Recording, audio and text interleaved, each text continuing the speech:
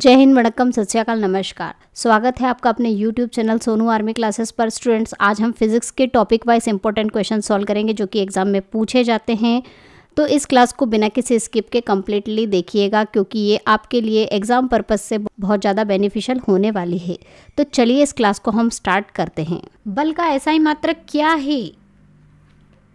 What is the SI unit of the force? SI unit होती है friends, वो क्या होती है? न्यूटन। बल की सीजीएस इकाई भी पूछ ली जाती है कभी कभी एग्जाम में। इसकी सीजीएस यूनिट क्या होती है? तो इसकी सीजीएस यूनिट क्या होती है फ्रेंड्स? डाइन होती है। अभी मैं आपको बता दूं कि डाइन क्या होता है। तो डाइन होता है फ्रेंड्स ग्राम सेंटीमीटर पर सेकंड स्क्वायर, इसे कहा जाता है डाइन। 1 न्यूटन बराबर होता है 1 न्यूटन इज इक्वल टू, किसके बराबर होता है? 1 न्यूटन की डेफिनेशन भी पूछ सकते हैं, इसको डेफिनेशन भी मान सकते हैं हम। तो 1 न्यूटन क्या होगा? 1 किलोग्राम में 1 मीटर दूरी तय करना 1 सेकंड में। 1 किलोग्राम वस्तु के द्वारा 1 मीटर की दूरी तय किए जाना 1 सेकंड में, और ये किलोग्राम पर मीटर सेकंड स्क्वायर। अब ये यूनिट के से आई, इसको के से हमने 1 किलोग्राम मीटर पर सेकंड स्क्वायर करा है। पहले तो इसका राइट आंसर हम टिक कर लेते हैं, किलोग्राम मीटर पर सेकंड स्क्वायर। अब ये के से आई। आप सभी को पता है कि बल क्या होता है? m इंटू ए। m क्या है? द्रव्यमान। द्रव्यमान की यूनिट क्या होती है फ्रेंड्स?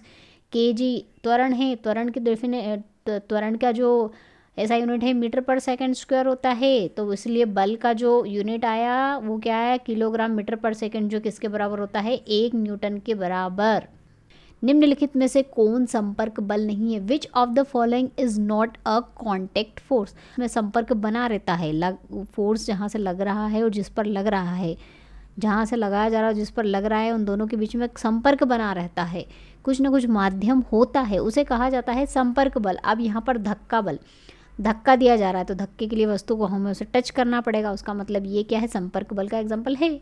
घर्षण बल, फ्रिक्शन फोर्स में भी जिस सतह पर वस्तु गति कर रही है उसके और सतह के बीच में लग रहा है फ्रिक्शन फोर्स, तो उनके बीच में भी कांटेक्ट होता है, संपर्क बना रहता है। तो ये भी क्या है? संपर्क फोर्स।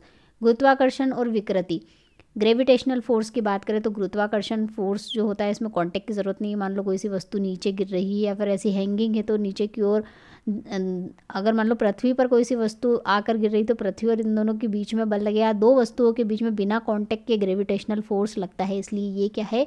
कांटेक्ट फोर्स नहीं है। विकृति बल, स्ट्रेंथ फोर्स।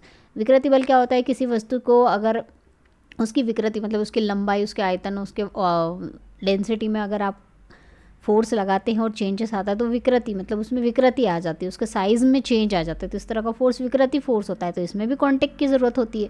तो फ्रेंड्स, हमारा नॉन कांटेक्ट फोर्स कौन सा है? संपर्क बल कौन सा जिसमें नहीं है? वो क्या है? गुरुत्वाकर्षण बल, जो कि एक कांटेक्ट फोर्स नहीं है। संतुलित बल में निम्नलिखित में से कौन सा सत्य है? Which of the following is true in a balanced force? अब फ्रेंड्स, यहाँ पर बैलेंस फोर्स के बारे में बात करी है, तो बैलेंस फोर्स आपको मैं बता दूँ, यहाँ पर ही एक्सप्लेन कर देती हूँ। बैलेंस फोर्स वो होता है कि फ्रेंड्स किसी भी वस्तु पर जितने भी फोर्स लग रहे हैं, मान लो इधर से हम पुश कर रहे हैं, इधर वो मोशन कर रहा है, इधर से ग्रेविटेशनल फोर्स, ये नॉर्मल वाला फोर्स, तो ये जितने भी फोर्स लग रहे हैं, ये जो फोर्स हैं इनको अगर हम जोड़ें, मान लिए F1, F2, F3 और F4, इन सभी का जो सम आएगा ना फ्रेंड्स, इन सभी का जो जोड़ आता है वो 0 आता है बैलेंस फोर्स के अंतर्गत, संतुलित फोर्स के अंतर्गत। और संतुलित फोर्स के अंतर्गत क्या होता है कि वस्तु के ऊपर सारे बल क्या होते हैं? बैलेंस में लगे होते हैं, बैलेंस बना होता है, इसलिए उसमें कोई भी गति नहीं होती है। और अगर गति हो रही है और उसके बाद भी आप बैलेंस फोर्स लगा रहे हो तो वो रेस्ट कंडीशन में नहीं आएगी, मतलब उसका कोई कार्य नहीं होता है वस्तु के ऊपर, कुछ भी चेंजेस नहीं आता उसकी गति में या फिर उसके डायरेक्शन में। तो इस तरह से ये संतुलित बल होते हैं। तो संतुलित बल में कौन सा सत्य है? संतुलित बल स्थिर वस्तु में गति उत्पन्न नहीं कर सकता या फिर गतिमान वस्तु को रोक नहीं सकता, बिल्कुल भी नहीं। ये बिल्कुल करेक्ट है। संतुलित बल क्या करता है? इससे मोशन उत्पन्न नहीं करता, गति उत्पन्न नहीं कर पाता, क्योंकि वो बैलेंस रहता है, बैलेंस बना के रखता है, वस्तु जैसी है वैसी ही बनाए रखता है। तो ये बिल्कुल करेक्ट है। संतुलन बल वस्तु के आकार को बदल देता है, उसके शेप और उसके साइज़, मतलब उसकी आकृति और उसका आकार को बदल देता है, ये बिल्कुल करेक्ट है। संतुलित बल में फ्रेंड्स क्या होता है कि वस्तु को गति तो नहीं मिल पाती है, लेकिन क्या होता है कि उसका आकार ज़रूर बदल जाता है। कैसे बदल जाता है, मैं एक आपको प्रैक्टिकल एग्जाम बताती हूँ। जैसे अब अगर एक टूथपेस्ट को आप दबाओगे, टूथपेस्ट को दबाने से क्या होता है कि टूथपेस्ट का जो शेप है वो थोड़ा सा ऐसा अंदर की ओर, अगर उसको दबा दिया तो अंदर की ओर पुश हो जाता है, वो गति तो नहीं करता है। पेस्ट तो वहीं का वहीं रहता है, पेस्ट में कोई मूवमेंट नहीं होता है, लेकिन जो उसका साइज़ है उसमें चेंज आ जाता है। तो इस तरह से हम कह सकते हैं कि ये क्या करता है, आकृति और आकार को बदल सकता है। सभी बलों का परिणाम संतुलित बल में शून्य होता है। मैंने अभी कहा कि जितने भी फोर्स लग रहे हैं संतुलित जो बल है, उनका रिजल्टेंट, उनका जो फोर्स होगा, सम होगा, फोर्स का योग होगा, वो ज़ीरो होगा। तो इसका राइट आंसर क्या है फ्रेंड्स कि संतुलित बल में कौन सा सत्य है, ऊपर के सभी। जब एक टूथपेस्ट ट्यूब को निचोड़ा जाता है, निचोड़ा नहीं स्क्वीज़ किया जाता, मान ले दबा लिया, दबाया जाता है, तो उसका आकार बदल जाता है। इसके लिए कौन सा बल जिम्मेदार है, मैंने बताया है फ्रेंड्स कि जो बैलेंस्ड फोर्स है, संतुलित बल है, वो किसके लिए रिस्पॉन्सिबल होता है, आकार में परिवर्तन, सिर्फ आकार में परिवर्तन कर सकता है ये। तो क्या एग्जाम्पल होगा, किसका एग्जाम्पल है ये, संतुलित बल यानी कि बैलेंस फोर्सेस का। जब हाथों के बीच रखे रबर के गुब्बारे को दबाया जाता है तो उसका आकार बदल जाता है, क्यों, कौन से फोर्स के कारण, when a rubber balloon held between the hands is pressed. तो बलून का शेप ऐसा था फ्रेंड्स, दबाया तो बलून कुछ मान लो ऐसा हो गया, तो उसके आकार में परिवर्तन आया, उसकी गति में कोई परिवर्तन नहीं आया, उसमें गति नहीं आई। तो ये किसका एग्जाम्पल है, संतुलित बल, अ बैलेंस्ड फोर्स। बल और त्वरण के बीच क्या संबंध है, what is the relationship between force and acceleration, क्या वे समानुपाती होते हैं। फॉर्मूला देख लीजिए, F=ma। अब यहाँ पर किसका जो है संबंध पूछा है, त्वरण और बल का। दोनों एक दूसरे के यहाँ पर फॉर्मूले से क्या आ रहे हैं, समानुपाती आ रहे हैं, प्रोपोर्शनल आ रहे हैं। तो बोथ आर प्रोपोर्शनल, वे समानुपातिक होते हैं। बाकी ऑप्शन क्या है इसके अकॉर्डिंग बिल्कुल गलत है। गुरुत्वाकर्षण बल की दिशा क्या होती है, what is the direction of force of gravity. तो फ्रेंड्स गुरुत्वाकर्षण बल क्या होता है, हमेशा पृथ्वी के केंद्र की ओर लगता है, ये ध्यान रखिएगा।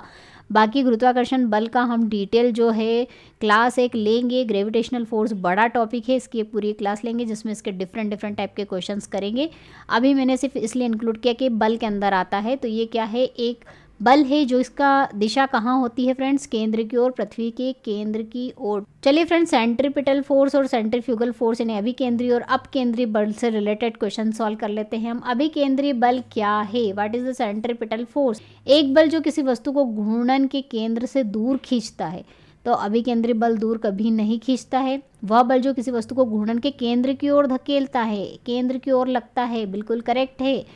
एक बल जिसके कारण कोई वस्तु स्थिर गति से घूमती है, नहीं। एक बल जिसके कारण कोई वस्तु सीधी रेखा में, सीधी रेखा का तो सवाल ही नहीं उठता। तो उसका राइट आंसर क्या होगा, ऑप्शन बी। अभिकेंद्रीय बल की इकाई क्या है फ्रेंड्स, ये एक बल है जिसकी इकाई क्या होगी, ऑब्वियसली न्यूटन। अभिकेंद्रीय बल की दिशा क्या होती है, what is the direction of centripetal force. Radial होती है, त्रिज्यीय होती है, केंद्र की ओर होती है। तो ऑप्शन में अगर केंद्र की ओर दिया तो आप उस पर भी टिक कर सकते हो, और रेडियल मतलब त्रिज्या की ओर होती है, केंद्र की ओर। तो इसका राइट आंसर होगा त्रिज्यीय। और किसके परपेंडिकुलर, ये भी पूछ लिया, जहाँ पर गति हो रही है, जिस डायरेक्शन में वेलोसिटी जा रही है, वेग जा रहा है, जिस डायरेक्शन में गति होती है उसके परपेंडिकुलर केंद्र की ओर इसकी दिशा होती है, ध्यान रखिएगा। अब केंद्र को केंद्र परासक बल भी कहते हैं, कभी कभी ये नाम से भी एग्जाम में क्वेश्चन आ जाता है, तो कंफ्यूज नहीं होना है, केंद्र परासक याद रखिएगा। What is the centrifugal force. Centrifugal force अभी मैंने बताया क्या होता है, केंद्र से दूर लगने वाला एक छद्म स्यूडो फोर्स होता है, जो किसके बराबर होता है, सेंट्रीपिटल फोर्स के बराबर और अपोजिट होता है। तो एक बल जो किसी वस्तु को घूर्णन के केंद्र से दूर खींचता है, हाँ। एक बल जो वस्तु को घूर्णन के केंद्र की ओर धकेलता, नहीं। एक बल जिसके कारण कोई वस्तु स्थिर गति से घूमती, नहीं। एक बल जिसके कारण कोई वस्तु सीधी रेखा में, नहीं। सर्कुलर मोशन इसमें भी होगा, लेकिन ये क्या है, वस्तु को केंद्र से दूर खींचता है। निम्नलिखित में से कौन सा अपकेंद्रीय बल का उदाहरण है, which of the following is an example of centrifugal force. गुरुत्वाकर्षण बल किसी उपग्रह को पृथ्वी की ओर खींचता है, हाँ। एक साइकिल सवार को धक्का लगने से, ये नहीं।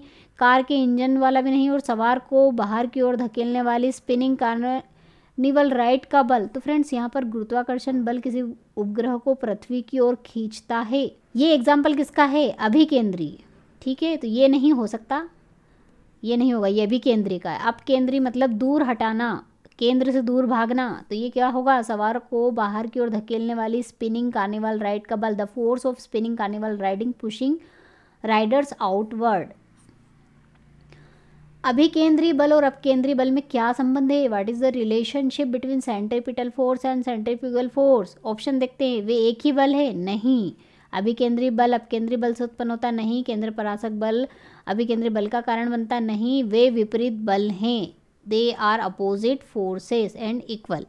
तो चलिए नेक्स्ट क्वेश्चन स्टार्ट करते हैं, लेकिन उससे पहले मैं आपको बता दूं कि अगर आप ऑनलाइन एग्जाम के हिसाब से प्रैक्टिस करना चाहते हैं तो सोनू आर्मी क्लासेस ऐप को विजिट कर सकते हैं। वहाँ पर आपको ऑनलाइन टेस्ट सीरीज मिल जाएगी जिसमें आप ऑनलाइन मॉक टेस्ट दे सकते हैं और अपनी ऑनलाइन एग्जाम की प्रैक्टिस भी कर सकते हैं, और वहाँ पर आप अपनी रैंकिंग भी चेक कर सकते हैं कि आपकी ऑल इंडिया रैंकिंग क्या है, क्योंकि जितने भी स्टूडेंट्स हैं अगर वो टेस्ट सीरीज़ को देते हैं तो टेस्ट सीरीज़ में आपकी रैंकिंग भी आपको वहाँ पर पता चल जाएगी। इससे आपको आप प्रैक्टिस करने में, आपको पढ़ाई करने में थोड़ी हेल्प मिल जाएगी। और इसके अलावा अगर आप फिज़िक्स केमिस्ट्री को डीपली पढ़ना चाहते हैं तो आपको फिज़िक्स केमिस्ट्री का कोर्स भी अवेलेबल हो जाएगा सोनू आर्मी क्लासेस ऐप पर, जहाँ पर आपको हर एक टॉपिक डीपली डिटेल सॉल्यूशन और पीडीएफ के साथ अवेलेबल करा दिया गया है। सोनू आर्मी क्लासेस ऐप को विजिट करके कोर्स में जाकर उसे चेकआउट कर सकते हैं। तो चलिए हम क्वेश्चन को कंटिन्यू करते हैं।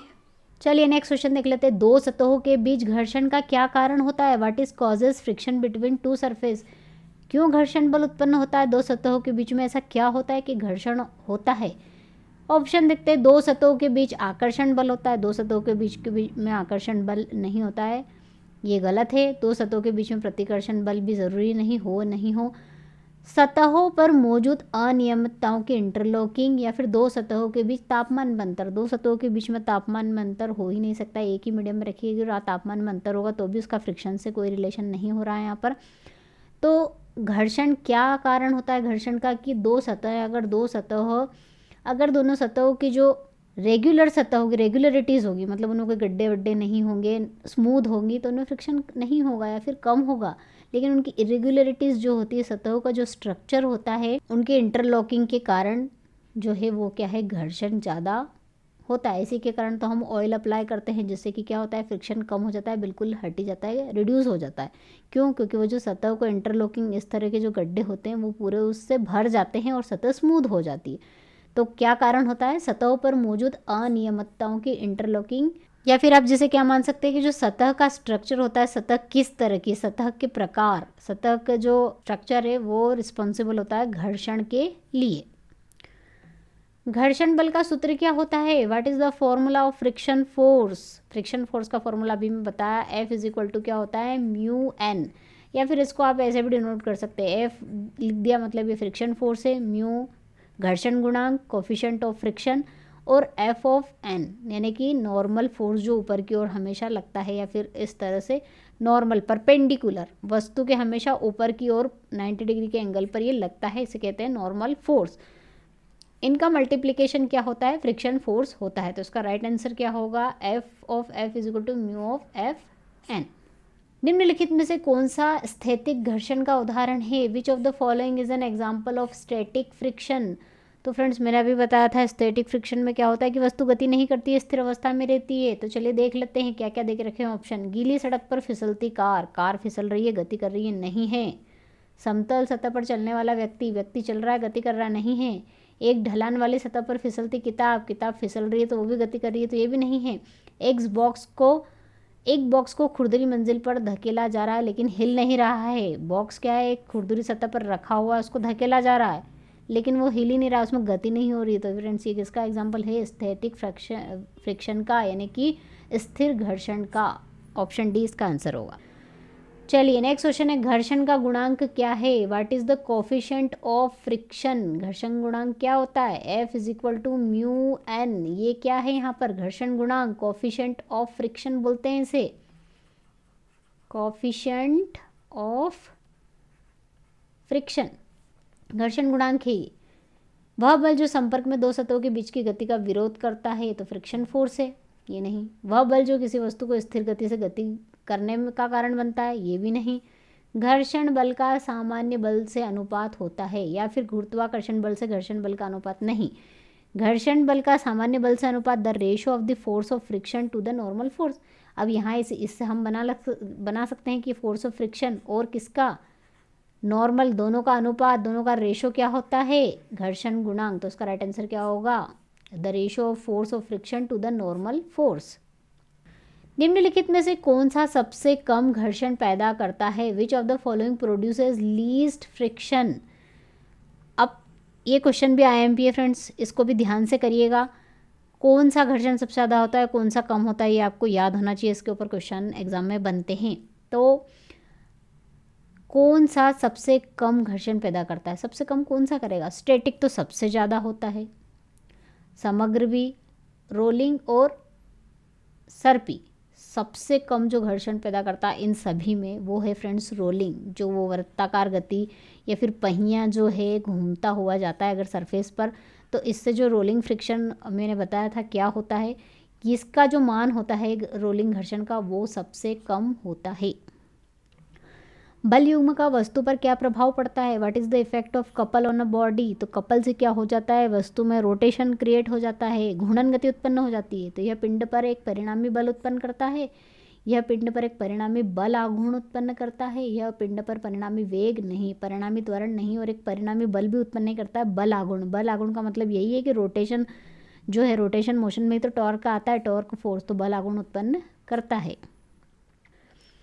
किसी बिंदु का द्रव्यमान का जड़त्व आघूर्ण का सूत्र क्या है, बिंदु द्रव्यमान। चलिए हमने पढ़ा है कि जड़त्व आघूर्ण का जो फॉर्मूला है वो तो होता है summation of m into r square, ये मैंने बताया अभी। अब इन्होंने कहा है नॉर्मल फॉर्मूला पूछे तो ये यूज़ करेंगे। और अगर हम बिंदु द्रव्यमान का मतलब है सिर्फ एक ही द्रव्यमान होगा, तो यहाँ पर समेशन की ज़रूरत ही नहीं, समेशन हटा दीजिए। एक ही बिंदु और एक ही बिंदु के द्रव्यमान के आसपास ही वस्तु घूम रही है, तो उसकी एक्सिस से दूरी r और उसका जो द्रव्यमान है m, इन दोनों का मल्टीप्लिकेशन यानी कि m इंटू आर स्क्वायर क्या होगा, जड़त्व आघूर्ण होगा बिंदु द्रव्यमान के लिए। तो उसका राइट आंसर क्या हुआ, m r स्क्वायर। समेशन हटा दिए, समेशन उसके लिए लगेगा जिसमें बहुत सारे बिंदु से मिलकर एक वस्तु बनी, और यहाँ पर तो एक ही बिंदु दिया। चलिए नेक्स्ट क्वेश्चन देख लेते हैं। जड़त्व आघूर्ण की इकाई क्या है, what is the unit of moment of inertia. m r square से निकाल लीजिए, द्रव्यमान किलोग्राम, r एक दूरी है जो मीटर में होती है, स्क्वायर किलोग्राम मीटर स्क्वायर इसकी ऐसा यूनिट होती है। और MLT फॉर्मूला भी मैं आपको निकालना बता देती हूँ। किलोग्राम के लिए हम m यूज़ करते हैं, दूरी के लिए l यूज़ करते हैं, और टाइम इसमें है नहीं इसलिए T0, तो mL2T0 ये होगा इसका डायमेंशनल फॉर्मूला यानी कि विमीय सूत्र। विमीय सूत्र अगर आपको ऐसा यूनिट है तो आप इजीली निकाल सकते हो। तो फ्रेंड्स इन क्वेश्चनों में ज़्यादातर ऐसा यूनिट और विमीय सूत्र और कुछ डेफिनेशन से रिलेटेड क्वेश्चन आने के ज़्यादा चांसेस हैं। तो ये थी हमारी फिजिक्स की टॉपिक वाइज इंपॉर्टेंट क्वेश्चंस की क्लास। इसी तरह की क्लासेस एग्जाम तक हम आप लोगों के लिए लेकर आते रहेंगे, तो हमारे साथ आप जुड़ सकते हैं। नए हो तो सब्सक्राइब कर सकते हैं और नोटिफिकेशन बेल को भी प्रेस कर सकते हैं ताकि आपको latest update time to time मिलते रहे। तो मिलते हैं नेक्स्ट क्लास में, तब तक के लिए जय हिंद, जय भारत, वंदे मातरम।